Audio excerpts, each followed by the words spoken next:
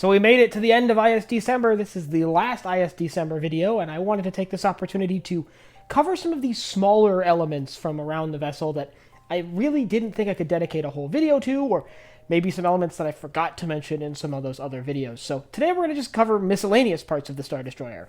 I'm Colin, this is IS December, and this is Sci-Fi Deep Dive.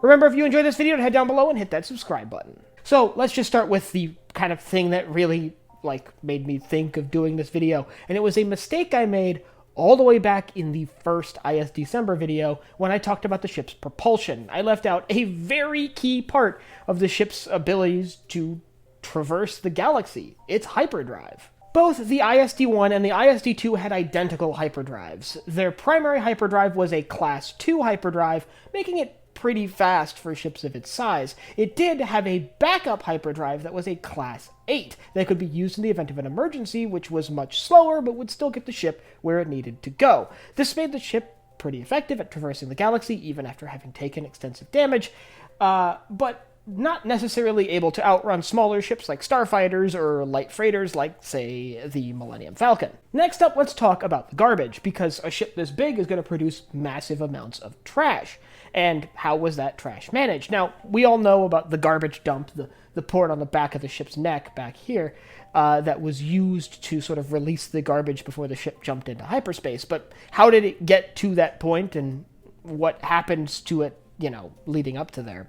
Well, let's start with the smaller garbage, which is thrown down into a trash compactor like we see on the Death Star. This is used to sort of crunch that smaller garbage into much smaller compact packages, which could then just be dumped out the back through that port. But what about things that are too big to fit in the trash compactor? When we see the garbage dumped out of the back of the Star Destroyer during the events of The Empire Strikes Back, we notice some larger pieces of debris in here that definitely wouldn't fit in a trash compactor, and it's likely that those elements are simply thrown into the garbage dump at the back of the ship and then dumped with all the smaller bits at the same time. And by the way, this is used for both scrap metal, scrap materials, and biological waste, so likely done with excrement, but we're not going to dive into that. One of the elements I intentionally neglected to mention here was the bridge, because I have an entire video on the bridge layout of an Imperial-class Star Destroyer that I did before I had the idea of doing an entire month about the Star Destroyer.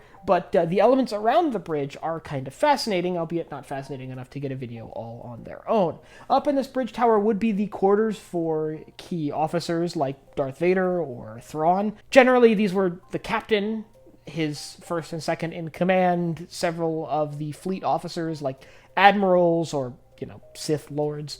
Palpatine, if he was traveling on the Star Destroyer, would be bunked up in this space. And up in that space, they had all of the amenities they would need in their daily lives, from recreational spaces to mess halls to bathrooms to access to their duty stations, be it the bridge or a CIC or the war room immediately behind the bridge that was used to command ground forces.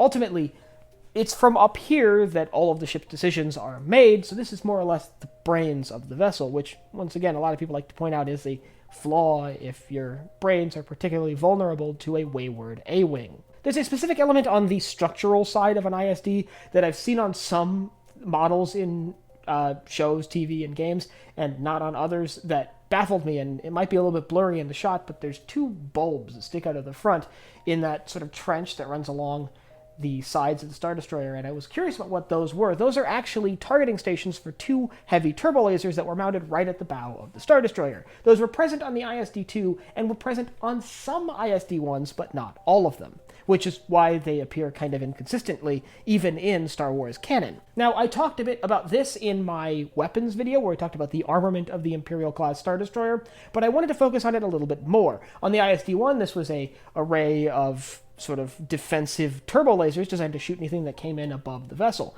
But on the ISD-2, this was replaced with a targeting array used for more effectively targeting the various turbo lasers around the Star Destroyer. This, once again, if you watched my last video where I talked about the tower up here in the middle of the bridge, be it the communications tower or the tractor beam targeting array, this checks well with the sort of philosophy change that came with the transition from the ISD-1 to the ISD-2.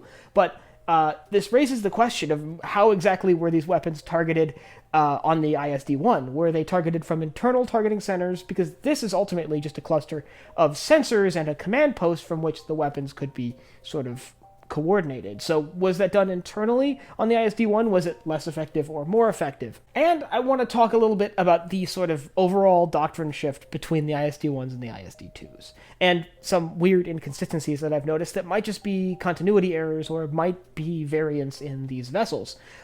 Most notably, let's talk about the turbolasers for a sec. So the ISD-1 had a large array of dual turbolasers on either side of the ship's superstructure with a large ion cannon in the back. The ISD-2s would replace these with arrays of 4 on each side, octuple barbette turbolasers, which had 8 barrels each and were just massive in their firepower and capability and size. This is core to the shift that the Imperial II-class Star Destroyer represented, which was a shift from engaging, neutralizing targets to flat-out destroying them.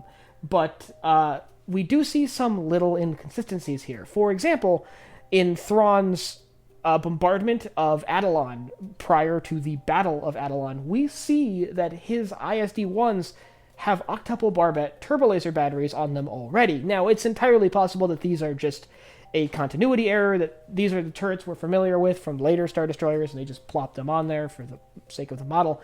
Or it's possible that there actually was a variant of the ISD-1s later on in the ISD-1's sort of service career that were being given octuple barbette turbolasers ahead of the major transition to the ISD-2s. Now, that's a question to be solved by Lucasfilm and people on the inside of Star Wars, but that's just something I've noticed, and I've seen other people notice it as well.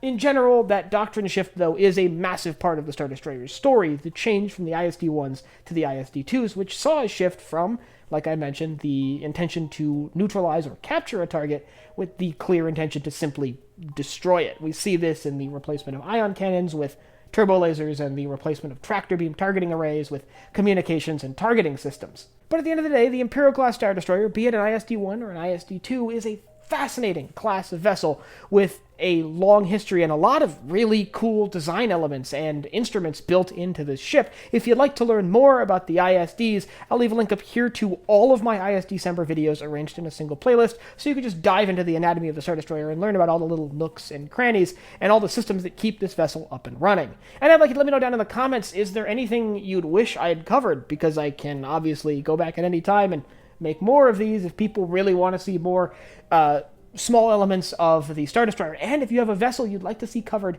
in a future series like this, let me know, because I have a few in the works that might be similar, and I want to know if you guys have any interest in that. And if you have anything else to see me cover in Star Wars or anywhere else in science fiction, you can let me know down below in the comments. Last but not least, if you enjoyed this video, head down below, hit the like button, the subscribe button, and the bell icon so you get notified when I upload new videos. So for Sci-Fi Deep Dive, I'm Colin, and I will see you next time.